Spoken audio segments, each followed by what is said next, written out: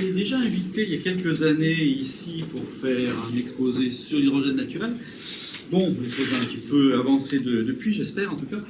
Donc je vais vous présenter aujourd'hui un petit peu où on en est dans cette thématique peu connue encore, c'est quelque chose d'assez récent, qui concerne l'hydrogène. Quand je dis hydrogène, je parle bien sûr de la molécule H2, hein, pas de l'atome.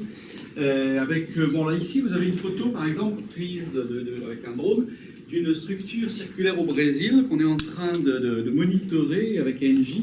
Une structure qui émet de l'hydrogène en permanence avec des pulses, alors que bon, il y a un article qui vient d'être soumis, des pulses assez réguliers d'émission d'hydrogène qui nous donne l'indication ce qu'on appelle un système hydrogène fonctionne aujourd'hui. Il y a donc une genèse d'hydrogène, une migration d'hydrogène, une éventuelle accumulation d'hydrogène. Ces structures, j'insiste tout de suite dessus parce que je n'avais pas assez insisté la dernière fois, ne sont pas des endroits potentiellement intéressants pour récupérer de l'hydrogène. Il s'agit vraiment d'hydrogène diffus qui soignent vers l'atmosphère avec des concentrations anormales mais qui n'ont rien d'intéressant d'un point de vue économique ou industriel.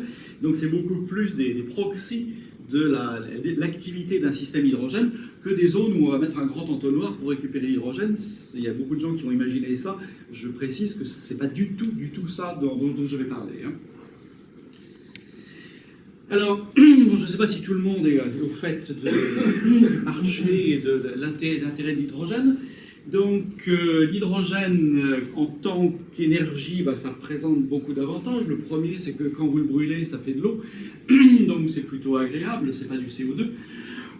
Et c'est quand même un gros problème, c'est qu'aujourd'hui, dans le marché, économiquement, l'hydrogène est exclusivement manufacturé. On le fabrique comme l'électricité. C'est donc un vecteur d'énergie, ce n'est pas une source d'énergie. Et pour le fabriquer, cet hydrogène, ça coûte cher. Ça coûte cher aussi bien financièrement que d'un point de vue environnemental. On en parlera un petit peu. L'hydrogène naturel, on sait que ça existe sur Terre. Depuis les années 70, il y a eu des campagnes océanographiques qui ont montré qu'il y avait des émanations d'hydrogène naturel au milieu des rides médio-océaniques, au milieu des océans. Alors c'est intéressant scientifiquement, mais personne n'a eu l'idée, bien entendu, d'essayer d'aller exploiter de l'hydrogène avec 4 km de flotte au-dessus de sa tête, et puis des fluides hypercorrosifs, etc. Alors, aucun intérêt, mais on savait que ça existait. Donc aujourd'hui, ce que je veux vous montrer, c'est que, outre ces émanations d'hydrogène connues depuis longtemps, il y a d'autres endroits où l'hydrogène naturel est présent sur Terre. Il est présent dans des quantités qui peuvent être considérées comme intéressantes industriellement ou sociologiquement.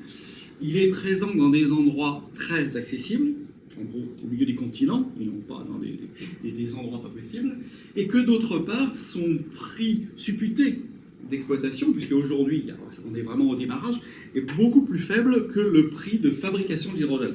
Pour fixer les ordres de grandeur, un kilo d'hydrogène que vous fabriquez à partir des énergies fossiles, c'est 96% de la production d'hydrogène aujourd'hui, c'est 2-3 $ le kilo. Si vous le faites à partir d'électrolyse, alors là c'est propre, surtout si votre électricité est verte, c'est joli, vous faites de l'hydrogène, c'est entre 10 et 15 $ le kilo. Les business plans qu'on est en train de faire sur l'hydrogène naturel nous donnent des coûts d'exploitation entre 0,5 et 1 $. Donc, voilà, ça paraît intéressant, mais on est encore dans les stades préliminaires. Alors toujours en généralité, peut-être que je vais passer un petit peu vite si vous connaissez déjà ça dans la salle. Bon, le marché de l'hydrogène aujourd'hui, c'est gigantesque. Hein. En taille financière, c'est à peu près 100 milliards de dollars dans le monde. En volume, c'est presque le quart du volume de ce qu'on appelle le gaz naturel, c'est-à-dire le méthane qui est produit à l'heure actuelle sur Terre. Donc c'est quelque chose de gigantesque. Mais comme je le disais, il est fabriqué, il n'est absolument pas exploité à partir de sources naturelles, il est fabriqué et il est utilisé pratiquement exclusivement pour la chimie. C'est-à-dire là où on ne peut pas faire autrement, il y a deux grands domaines, c'est la fabrication de la synthèse de l'ammoniac, le prix Nobel allemand du début du XXe siècle, qui sert aujourd'hui essentiellement pour le fertilisant, les engrais, et d'autre part pour le raffinage, pour vous transformer un pétrole tout noir et visqueux en une jolie essence que vous mettrez dans votre voiture. Pour l'énergie, même si on en parle beaucoup, en termes de proportion, c'est zéro. C'est vraiment dans l'épaisseur du trait. Il n'y a rien aujourd'hui, pratiquement. Il y a des taxis à l'hydrogène dans Paris. Enfin, bon, c'est pour l'instant extrêmement marginal. Il y a beaucoup de travaux qui se font en ce moment sur l'hydrogène toujours manufacturé, qui servirait de tampon de stockage sur les énergies renouvelables. Les énergies renouvelables, sont des énergies de flux. On les récupère quand la nature veut bien nous les donner. On ne peut pas facilement les stocker. C'est souvent de l'électricité. L'électricité se stocke très très mal. La batterie, c'est petit et c'est quand même très coûteux. Et beaucoup de projets sont en train de dire on va transformer l'électricité en hydrogène par électrolyse. On va le stocker parce que ça c'est relativement facile. Et ensuite on va retransformer l'hydrogène en électricité avec des piles à combustible. Ça permet de faire un tampon de stockage à partir d'énergie de flux, pouvoir obéir aux demandes du consommateur. Et puis donc, alors après-demain, je dirais, il y a donc ces projets qui sont pour l'instant essentiellement des projets de recherche sur l'hydrogène naturel qui peuvent rajouter une composante plus intéressante puisque moins chère, qui peut se combiner bien sûr avec les autres productions d'hydrogène que j'évoque pour augmenter un petit peu l'économie hydrogène dont certains ont parlé à certaines époques. Donc j'ai parlé des prix en termes de dollars. 96% de l'hydrogène fabriqué aujourd'hui est à partir des énergies fossiles et donc carbonées. Et en gros, 1 kg d'hydrogène fabriqué 10 kg de CO2 émis. Enfin, émis ou récupérés, il faut les gérer. Donc c'est très coûteux d'un point de vue environnemental. Vous voyez l'utilisation actuelle de l'hydrogène, il n'y a pas l'énergie. On pourra le mettre, mais ça ne se verrait pas. Comme je l'ai dit, c'est totalement épsionnel. Donc je passe à l'hydrogène naturel, et je parle un petit peu de géologie. Dans quel contexte géologique trouve-t-on l'hydrogène naturel? Alors vous avez une carte qui est vaguement exhaustive, là, avec des points approximatifs. Tous les points, qu'ils soient roses ou qu'ils soient verts, sont des endroits où on a une évidence de génération d'hydrogène naturel. Quand ils sont verts, ça veut dire que l'hydrogène s'est recombiné avec du carbone pour faire du méthane, mais on sait que le méthane a été produit parce qu'il y avait une source d'hydrogène qui fonctionnait. Quand ils sont roses, c'est vraiment de la molécule H2 que l'on trouve. Alors vous voyez que ces points, ils sont disposés sur les rives milieu-océaniques, donc au milieu des océans, j'en ai parlé, c'est ce qui n'est absolument pas productible dans la technologie actuelle. Donc vous avez un petit film qui vous montre ces fumeurs noirs qui émettent toutes sortes d'éléments à assez haute température et de l'hydrogène. L'autre source connue d'hydrogène, qui est connue depuis quelques décennies également, c'est ce qu'on appelle les ophiolites. Les ophiolites, c'est quoi?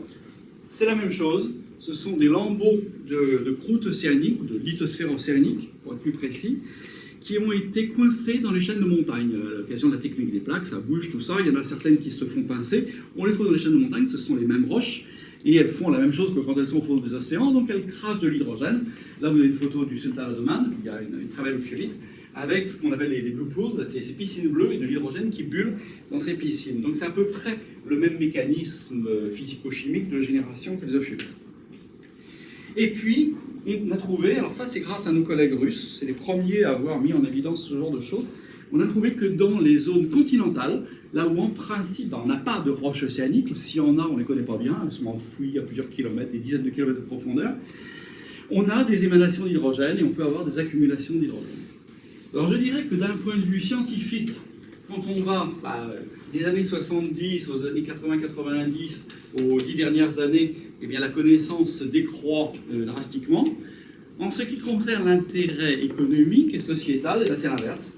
Les rives médio-océaniques n'ont aucun intérêt sociétal, pour l'hydrogène, je veux dire. Les ophiolites, c'est dans les chaînes de montagne, c'est des petits lambeaux pincés, c'est des petites choses quand même. C'est un petit peu...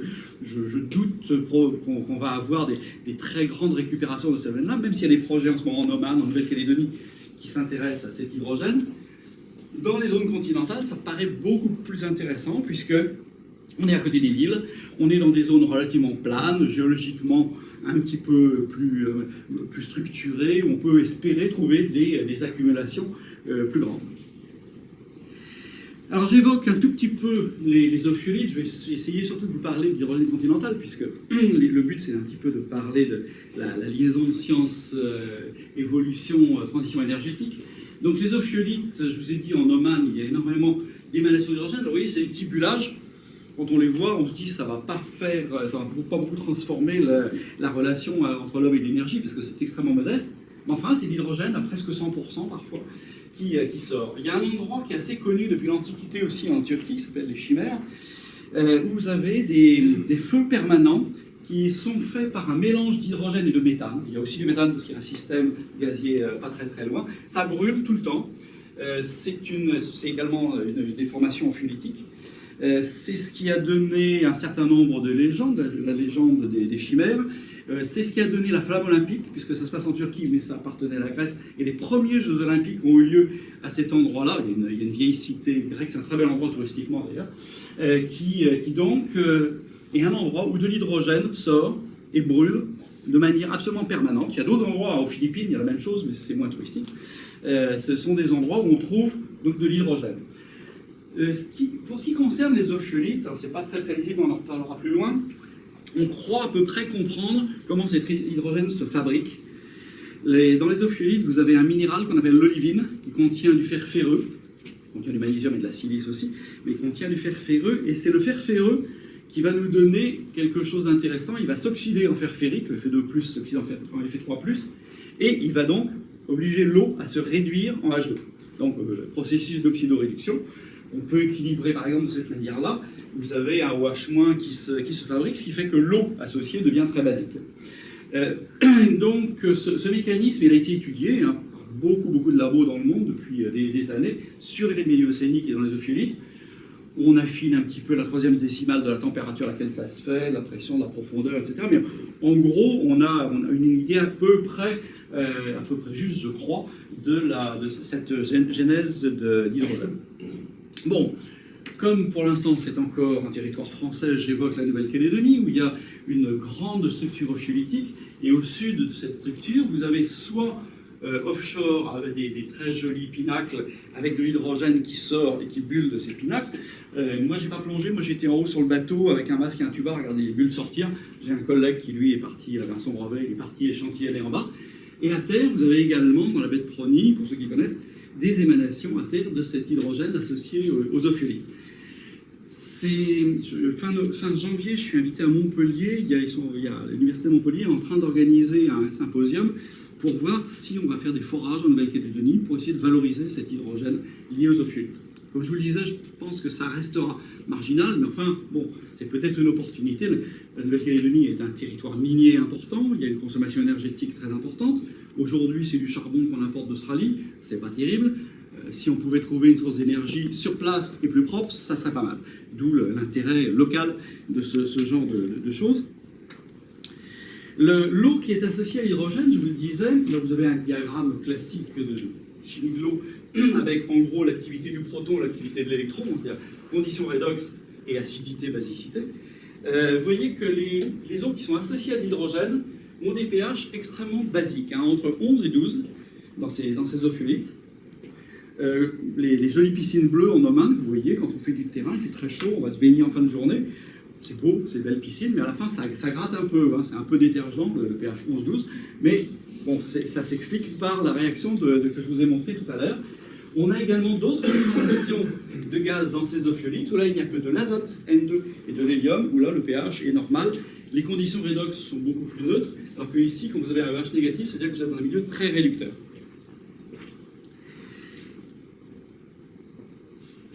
Alors je passe maintenant donc à ce qui me paraît le plus prometteur, je dirais, d'un point de vue sociétal, et peut-être le plus intéressant d'un point de vue scientifique, puisque je commence à parler de ce qu'on ne comprend pas.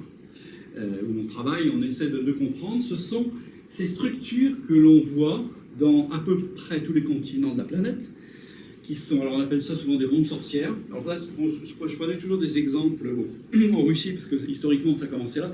Maintenant, comme je vis au Brésil, je travaille sur l'hydrogène au Brésil, je vous montre des photos du Brésil. Vous voyez toutes ces espèces de pustules, eh bien, ce sont des endroits où il y a des émanations d'hydrogène qui sortent tous les jours, de manière pas totalement continue, ça fait un peu des ratés, ça fait peut, mais ça sort. Et donc, on est en train de regarder cela. Quand on fait un petit bilan estimé sur le dos d'une enveloppe, de la quantité d'hydrogène qui sort sur chacune de ces structures, les structures, elles font entre 300 mètres et 1 km de diamètre. On calcule que par jour, ça fait des volumes de plusieurs dizaines de milliers de mètres cubes. C'est gigantesque.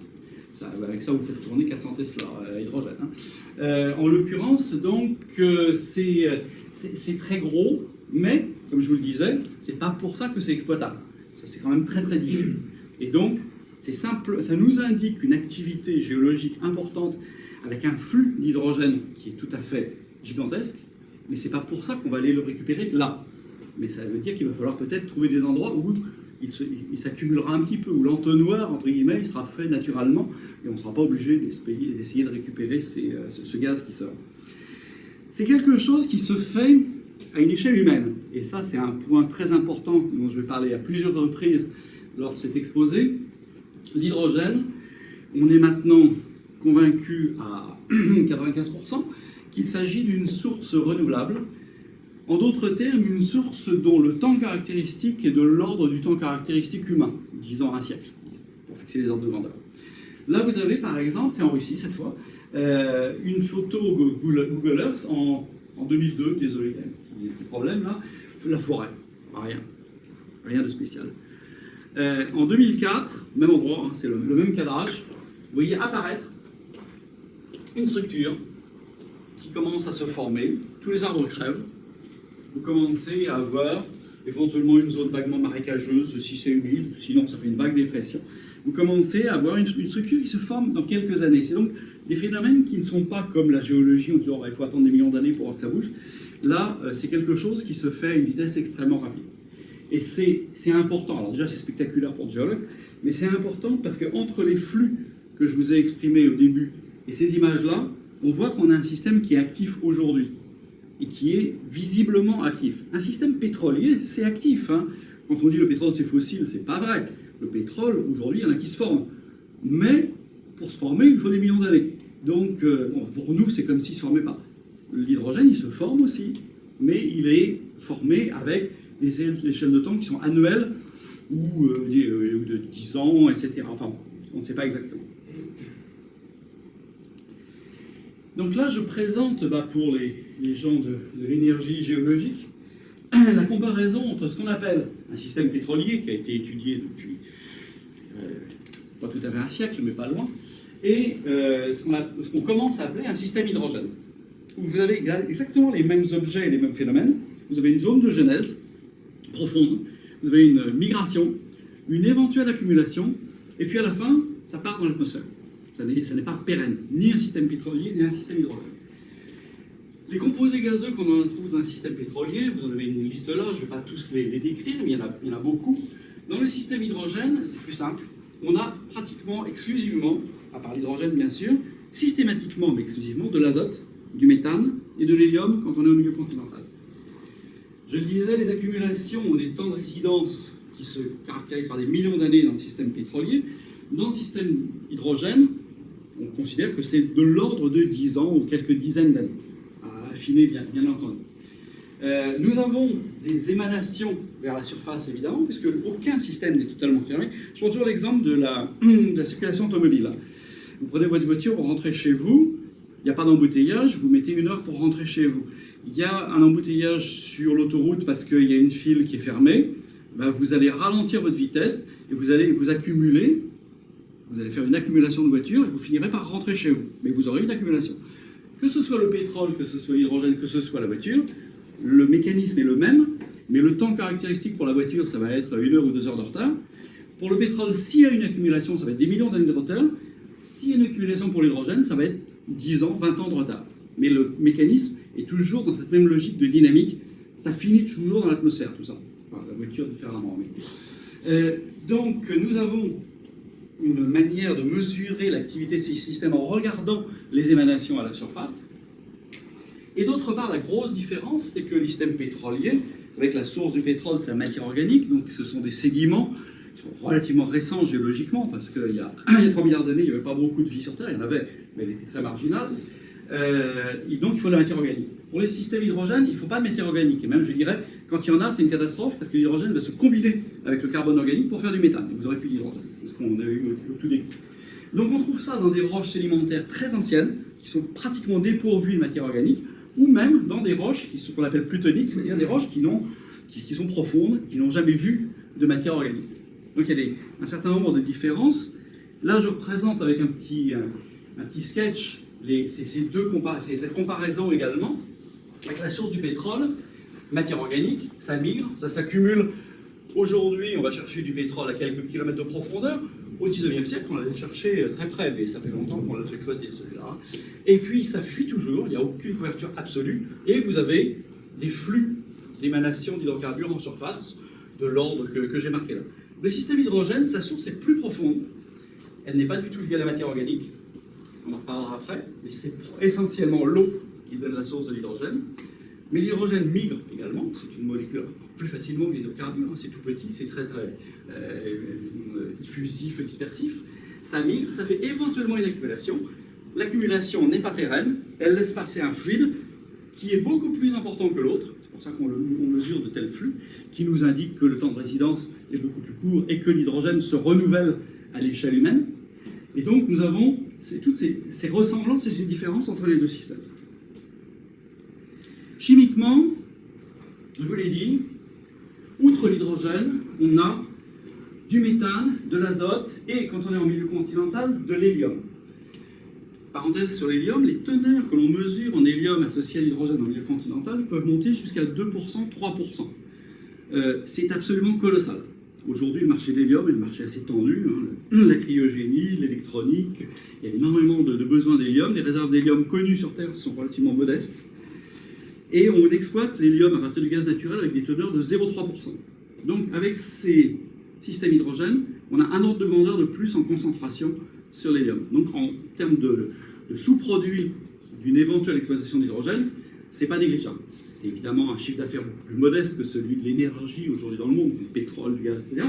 Mais c'est un marché qui est très tendu et qui peut motiver certains investisseurs à se lancer dans la recherche d'hydrogène en se disant bah, au moins on vendra l'hélium et là on sait que le marché il existe. Quoi. Et on sait exactement comment le vendre. Donc ces trois composants ont des proportions très variables suivant les endroits où on se trouve. Vous avez un certain nombre d'exemples d'endroits où on a trouvé de l'hydrogène, on l'a analysé, on l'a échantillonné, analysé. Je parlerai un peu plus abondamment du Mali, parce que le Mali est le seul endroit au monde aujourd'hui où il y a un vrai projet industriel qui commence à exploiter l'hydrogène. Alors c'est un gisement d'hydrogène qui a une concentration de 98% de H2. Très très riche, vous voyez, il est pratiquement au pôle H2, il y a 1% d'azote, 1% de méthane à peu près.